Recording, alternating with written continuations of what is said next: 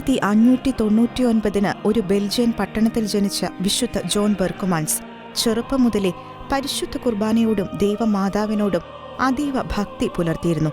രോഗിണിയായ അമ്മയുടെ ശുശ്രൂഷയിൽ ബാല്യകാലം ചെലവഴിച്ച അദ്ദേഹം 1615 മെർക്ലിനിൽ ഈശോ സഭക്കാർ ആരംഭിച്ച കോളേജിൽ ചേരുകയും അവിടെ വെച്ച് ഈശോ സഭയിൽ ചേരാനുള്ള തന്റെ ദൈവവിളി തിരിച്ചറിയുകയും ചെയ്തു. പിതാവിന്റെ എതിർപ്പുകളെ അവഗണിച്ച് ജോൺ തന്റെ തീരുമാനത്തിൽ ഉറച്ചുനിന്നു.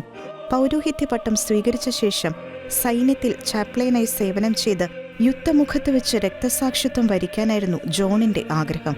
റോമിൽ തത്വശാസ്ത്ര പഠനവേളയിൽ ഒരു ദിവസം തന്നെ അദ്ദേഹം പല പ്രാവശ്യം പരിശുദ്ധ കുർബാനയിൽ പങ്കെടുക്കുമായിരുന്നു.